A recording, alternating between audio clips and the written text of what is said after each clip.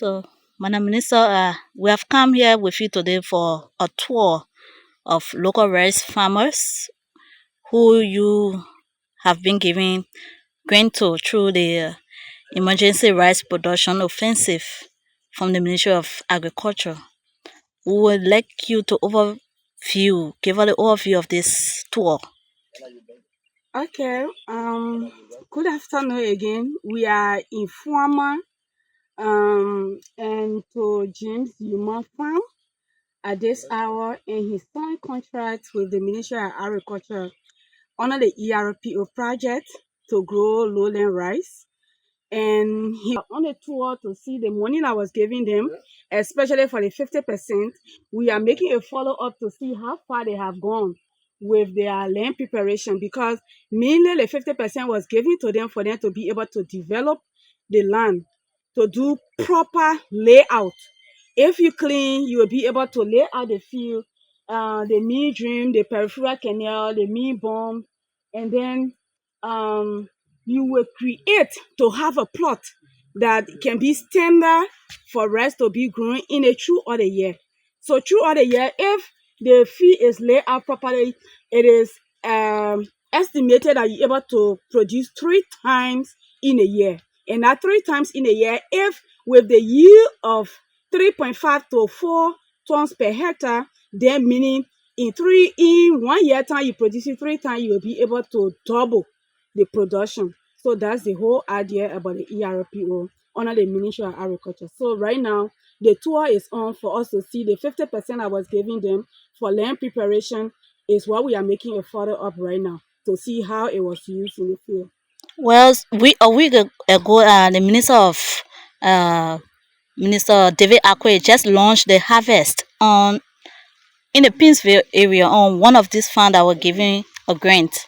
But you are here still looking at some of them who just starting. How is it like? Actually, the rice, the harvest I was launched, the money was given to them, but then they already started that project. So meaning if you were giving money and you already have something established, that money should be used for extension.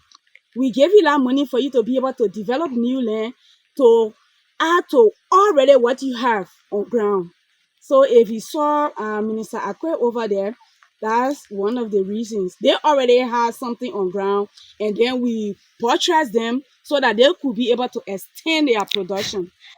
I can see the project is not just about giving grant or giving money and letting them go. Mhm. Uh just by you being here, that's mean that the project is made for assessment where you Yeah, come and see what they are doing. yeah. So what can you tell about this farm now? Actually, yes, this farm is a newly established area. Um, for the fact what I'm observing right now, because I'm a rest specialist. When I first entered the field, I want to see how the place was laid out, the bomb size, the lead dream, the bombs, the rest. I can see the farmer, he already gone ahead with the planting. So I want to see the position of the rice, how the rice is well taken care of. So these are the things mainly we are here for. But I think on the overall, he has done well. But just that we need to keep being with them, teaching them, especially where we are moving into commercialization, so that they can have the mindset for real business and commercializing their farms And from SME to commercialization. what's the So next step? the next step right now is looking out for his 30%, and the 30% will come in if the inspection is done, that he follow all of the practices that is in the contract, because directly we are going by the contract that was signed. If we told you to lay out the field, we told you to have your meal dream, we told you to have your hair dye, we told you to have your peripheral canal all set, you need to make sure you have them in place. Then you can be graduated to have your 30%. And the 30% is meant for planting and maintenance. So for sure, if he has gone ahead to develop the land and already gone ahead with the planting process, then meaning the only thing we have to do is to remeasure his land if indeed he did all what he signed for. If he has done all the 47 hectares, then we can graduate him to have the 20%, the 30% of his money that he signed for. What are some of the challenges that the ministry face with these farmers? Actually, we are facing a lot of issues with some of them. Like number one is a flood that we are experiencing, heavy rain this year. So most of our farmers that sign contract with us, especially in July, when they started with the land development, the rain set in, meaning it slowed down the project, it slowed down the process of land development. So the flood came in, so that's been the complaint that we have been receiving over the past weeks about the flood. And myself, I have been in the field seeing, visiting some of the field to see how we could get rid of it, but actually it's not an easy thing. But pray to God that again the sun is coming and the rain is slowing down so that we can be able to have a active work start, so that land development will continue and then the rest of them will be able to follow, especially when it comes to the contract that was signed by them. And again, some of them we are facing this challenge that they just think that what been happening before it should continue. When they came to sign for check, many of them testify that this is one of the first of its kind for them to sign check and have check in their name and their farm's name. So they thought we were not going to make a follow up with them in the field. So seeing us in the field, that also bringing fear to them, and that also bringing some of them strength for them to keep doing what they are doing. But some of them actually they think that we are not going to make a follow up. They have not been doing well at all, apart from the flood. But we are behind them to make sure that they do the work. If not, also this time around they have been saying, "Oh, what the minister doing? Oh, what are people doing?" Ourselves will be there to tell them, to tell the public that yes, we have given money, we have given grant, we have given imports to the farmer, because we giving them NPK, we giving them urea, we giving them insecticides, we giving them technical backstopping, we giving them grant. So they should be able to produce. They should be able to follow their contract that they signed for, so that they can be able to feed the Liberian people. But if you refuse to follow the farmers' rules and regulations that you signed for them, meaning we are on your back to make sure that you follow it. What's the success you think from this project? Yeah, actually, we can see that some of them are following. So the success is that um, some of them are following the rules, and we are getting results from some of them. Yeah, we are getting results from some of them, actually. Okay, Mm-hmm. thank you. Thank you so much. Okay, thank you. Good afternoon. How are you? Well, I'm fine. Welcome to ERBC. Yeah. Well, we are here with the Minister from Agriculture, assessing some of the projects around the counties, and you have been one of the beneficiaries receiving the grant under the Emergency Rice Production Offensive. Can you tell how it is like? Well, I'm all joy to even express thanks and appreciation to the Ministry of Agriculture when it comes to their efforts have been put in place this beginning year. We have been left behind, more especially when it comes to our area, and we have been aiming for help. And by the efforts of the government, today we can boast that that grant or that effort not went in vain. We are proud of what we all receive and we put into use. And by the grace of God, things are on course. As you can see the field, we have more rice. We are even now crying, thinking where to get storage because the rice is too much. We don't have storage. What are some of those efforts or grants from the ministry that you are proud of? We receive a grant. We see inputs. We have fertilizer. We have chemical, and we also have machinery. So it was very interesting to have those things from them importing to us. Are you receiving finance? Oh yes. And how much it is? We receive the first 50% of the income, which was 26,000 United States dollars.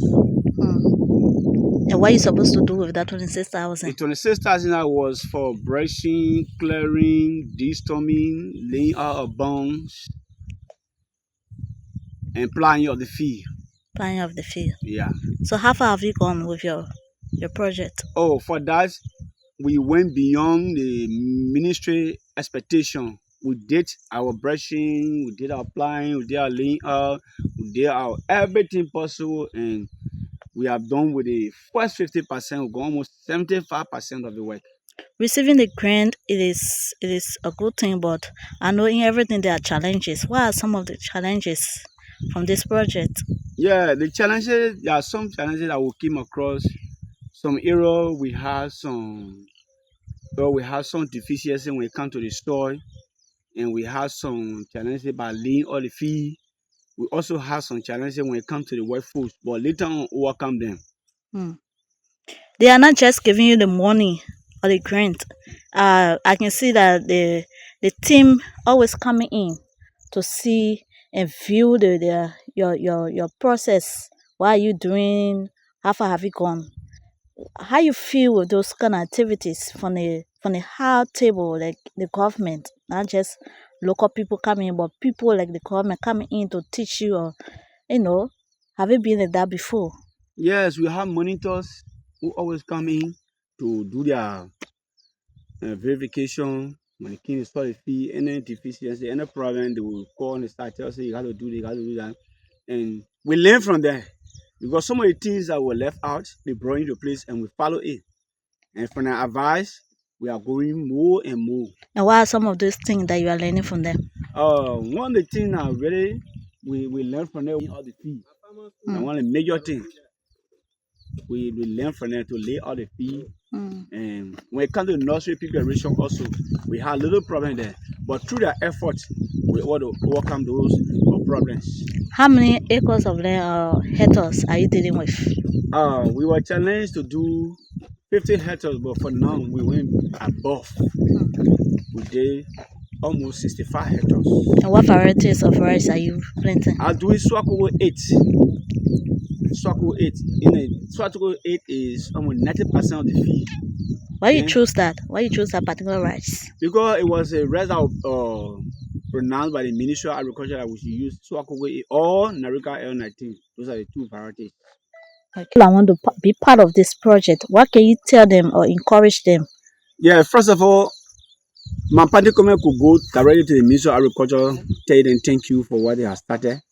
And as you can see, we have the land, and we really waiting to buttress government effort. As a bottle read and in Liberia, we will say even in Liberia and Africa as a whole, if only the project continue with the part of Liberia we base now, not boasting, but we show that we able to feed this country when it comes to our portion of land we have. So for those that are sitting around watching and listening, I also want to encourage them that this should not something that we should sit and yet look up to government, no food, no this, that. Everywhere of Liberia, we are very blessed with the soil. You trust something, you will get something out of it. So we can all put hands together and make sure that food, our major diet, be on the market for sale, so that the government can rest when it comes to food inputs. Are you only into rice farming, or you have any other crops? Yes, I'm into rice farming with that of vegetables. Like I'm doing how to call it, cucumber. I'm doing watermelon. I'm doing corn. I'm doing okra. I'm also doing cabbage. Are they giving you grant for those or only for the rice? No, just for the rice. We started for the rice. What's your name? Your full name? I'm Zulu P Zeze. And what's the location here? For now, we are in Yawanitan 1012, Mangibi County. Please spell it Yawani. Want to share or give any message to people who watching you or listening to you from, or maybe people that want to be part of this project? What can you tell them or encourage them? Yeah, first of all, my party comment could go directly to the Ministry of Agriculture, tell them thank you for what they have started. And as you can see, we have the land, and we really waiting to buttress government effort. As a bottle read and in Liberia, we will say even in Liberia and Africa as a whole, if only the project continue with the part of Liberia we base now, not boasting, but we show that we able to feed this country when it comes to our portion of land we have. So for those that are sitting around watching and listening, I also want to encourage them that this should not something that we should sit and yell up to government, no food, no this, that. Everywhere of Liberia, we are very blessed with the soil. You try something, you will get something out of it. So we can all put hands together and make sure that food, our major diet, be on the market for sale, so that the government can rest when it comes to food input. Are you only into rice farming or you have any other crops? Yes, I'm into rice farming with that of vegetables. Like vegetable I'm like doing how to call it, cucumber. I'm doing watermelon. I'm doing corn. I'm doing okra. I'm also doing cabbage. Are they giving you grain for those or only for the rice? No, just for the rice. We are started for the rice. What's your name? Your full name? I'm Zulu P Zeze. And what's the location here? For now, we are in Yawanitan 1012, Mangibi County. Please spell it Yawani. How many people in your group?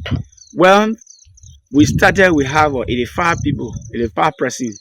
But as we started the work and people saw the momentum, we are recruiting more and more farmers. More and more farmers? Yeah, only stand by. How do you call your group? My group is called Rescue Farmers. Rescue Farmer? Yes. My name is Jackson B. Temi. Jackson B. Temi. Yeah, the lead farmer of the Jackson Farm Sustainable Agriculture Cooperative. Located where? Philip Farm Community, this is Upper Kirisburg. Okay, so we're here with the minister and you are one of the beneficiaries of the grant that are being distributed to local farmers. Yes. Can you kindly tell us how it's like receiving that fund? Well, word is inadequate to express because we've been struggling as cooperative, and through the Ministry of Agriculture, the county office, Monserrate County Agriculture Coordinator Amos G. Zion brought a team from the Assistant Minister office because we normally plant lowland rice, and then they capture us for the project, and we were opportune to benefit 24 hectares. And as Minister Nuta called us to meeting along with Assistant Minister, what we were told are what the ministry is doing in the project. So the first payment, as we were told from the contract signed by me on behalf of the cooperative, 50% was given, which is 12,000. With that 12,000, we used to do the work to go on, and we still working, and the ministry still got more assistance in the remaining fund to give to complete the project. What is this hectare? The hectare is 10 lots, 2 acres, 2 lots make a hectare. Okay. It's a grant reform, like they give it to you, they will come back for it after the planning? No. The ministry told us is there to help us as smallholder farmers, to empower us so that we'll be able to build our capacity from here and build our community through it. So the rice after harvesting, it will be for you or you'll give some to the ministry? The rest for us, and the ministry will also bring things to buy it.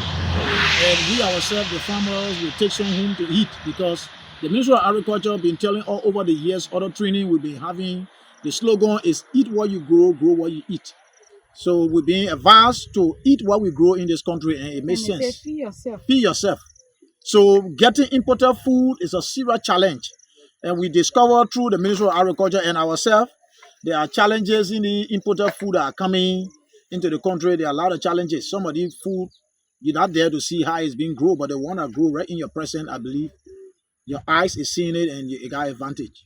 When a grant is given to you, do you have people coming on the field to see your work, or is it just we got supervisors working with us. Even today, Nima were here, the other team were here. Almost, they visit their site because they visit all the site, but our site, at least 3-4 times a week, they are here with us. When we stranded in the field, they come and give some assistance. Though we've been trained by the Ministry of Agriculture over the years, but there are a lot of training. They come and tell us what to do, and they are working in line. And what are some of those things that they tell you to do? Well, to build corn with storms, with grass. Make sure that, like the minister was saying, make sure the plot is level, the water table should balance in the field, because it's a lowland rice. And if the water, you got water shortage, it become problem for the rice. For the rice to tiller, the rice got stage that you will need water, and you got time that you will have to drain water out. Like time to apply fertilizer, you got to drain the water out. But when the rice is tillering, it means a person from it. It will need water to be in it. The rest gas stage is getting wrapped. If it have boot, meaning a bossing, it need water. When the rest is wrapped, you don't need water in it. So the feed have to be laid out in a way that we can drain water and put water. If we want to add water here, we can add. If we don't want water, we can get the water out. So you have to have a perfect water control system. That's good. How do you feel of this government initiative? Well, I'm highly impressed as a farmer because we've been challenged over the years, and for this cooperative, this is not only what the value chain we are involved with. Thank God, Madam Minister is here again today. She always in the field with us, and I've been telling her the cooperative got a branch in Lower Tody behind Kingsville, number 7 here. They gave us 250 acres, which is 100 hectares. We cultivated about 100 and some more acres. We got a huge cassava project there, and we have a lowland. We got a lowland fish farming project there, and we want to bring some of the fingerlings also here. So we're into vegetable production also. With this project, the assistance it have given us, it will provide food for the farmers, and it will enable us at least just feed. We're able to plant rice here 2-3 times a year. If we can just have a perfect water source, a kind of storage facility, and if we want to do vegetable like the upland, or we're about to use it, it can help us to do that, because if we didn't have the grant, we couldn't do the work by ourselves. But we highly appreciate the government effort. How many workers on your farm? The cooperative members are 262 because we got 2 farm sites here and Lower Tody. But for this side, presently I have about 87 farmers here. Female are both. I got 32 men and the rest are female. Are they paid or they just come? They are not paid, and what the government brought to us, it helped a lot for at least salary, little for us to share among ourselves while we're doing the work people take home, because we got a tenants. And at the end of the day, the number of days we work, we put that into salary. We have our own fixed salary that we are using on the feed the number of days, and we calculate the amount that you take home. And everybody sign for their salary.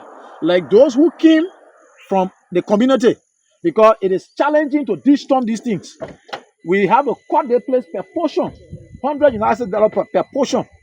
So we have series of contractors that came here to take those portions, and they brought their own men. So in the $100 portion, you have to de-stump and clear the stump of the field. And then the farm women are the one laying plot. You see that women laying all these places. But it was challenging for them. Most of them are elderly women to do some de-stumping, but layout they can do layout because the water table was very high here. So we have to bring people from outside to at least join the force to speed up the work. What message do you have? Maybe some people say this is just a government thing, they just want to, show anything.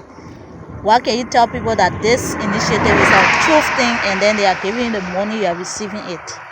Well, what I want to say, I want to first thing appreciate the president for the initiative, President Joseph Yuman Boakai, and the minister, proper Dr. Alexander Nuta, and Deputy Minister who is heading this project. They have done extremely well. We heard about it in the past. Other people gave little and people came after it. They did other things that were not right. But this one, the evidence is here that we have seen. The farmer themselves are seeing it. My advice to even us, the farmer, when such an opportunity comes, it should be utilized. Don't feel it's a kind of opportunity to just waste the money. If you invest, agriculture change any nation. Even only if we can be empowered by the government and we have the kind of support to at least leave from subsistence farming to mechanized farming, we can get somewhere. Because with mechanized farming, we're able to feed ourselves and feed other nations. But subsistence farming can take you anywhere. Machines are needed. Like what I heard Dr. Nuta saying on the radio, I was impressed with the kind of equipment they are trying to bring in the country. We got land. With the cassava farm, we got other farm land we want to clear. De-storming is a serious challenge. But if we have this equipment as farmers, it can help us at least to expand our productivity. Thank you so much. You say your name again? I'm Jackson B. Temi. And what's the group name? The Jackson Farm Sustainable Agriculture Cooperative. Located? In Upper Carrollsburg, Philly Farm Community. Thank you so much. Now we are in here for at least for like 10 to 12 hours. Yeah, then you wash it twice, and then you can put it in the bag and incubate it. You do the incubation. That incubation is to dig the earth where it's dry to the upper part of the land. Just dig the earth a little bit, maybe about 3 feet deep. You put grass inside. You put it rest in a bag and put it in your cupboard for 72 hours. That's 3 days. You see that you're not really scratching. Then you just stay in the field now for like 9 days, 10 days. So I beg you, try to, as you're playing, you're apply. Don't forget, after 3 weeks, on a rest, you spray. You use your insecticide. You spray. If you don't know how to use it, you ask. Let people teach you how to use it. You can't notice that the other rest over there, the case for it all. We are not only into upland farming. This is just portion of what we are doing here. We are also into lowland farming. Yes, what I want to say clearly, even to the ministry, their support should not be limited to lowland farming.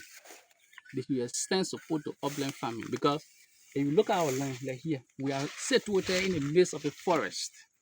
From here to Bombi, to Bapulu, to Lofa, the entire field is empty. So they should also encourage people to do upland farming. And what are those support that you will need from the ministry? Equipment, like for typical example, what we are doing here, we're using manpower. So we spend a lot of money, on human power. But if we get equipment, if we get harvester, we get tractor. Right now, we're using local material, using the sickle nerve, and we use human being to do the thrashing, physical work. How many bag of rice do you think you're going to have from this farm when you harvest? Uh, Approximately about 2,000 3,000 bags. Actually, the project is not supporting upland farmer, but with this innovation and with this kind of encouragement, I think when I get back to office, we'll be able to discuss there with the minister proper, and then we can see how we can be able to support him in some other ways. In as much as he's an upland farmer, we are not supporting upland farmer, but there are other ways that we're able to support him. Maybe providing some other inputs to him so that with the kind of huge investment that is here, his rice will not be able to spoil. Maybe some other like harvester, like I was asking if they have harvester or even they have tractor, that because if they have tractor while using a sickle to harvest, rather way they will be able to be thrashing the rice. For the rice not to go to waste. I think when I get back, these are some of the things we'll be discussing to be able to help. He's not just feeding himself. Right now he's feeding other people. Why are you just supporting lowland farmers? Actually, for the project, the ERPO project is restricted just for lowland farmers to develop the lowland and then stay right there. To go to, like, we want to encourage Liberian farmers to stick to one location to farm throughout. So that's why we are supporting lowland farmer in that direction. And what's the difference between the lowland and the upland The farm? upland is where there is no water. They depend on rainfall. The lowland, yes, they are depending on rainfall, but there is water throughout almost the year, apart from hydromorphic. So once you have water in the lowland and rest love water, meaning you can produce throughout. Of our ERPO farmers who benefiting from the grant, please watch this video and do your best. See me to your farm soon. Follow all of the agronomic practices. If you follow them, your farm will yield more.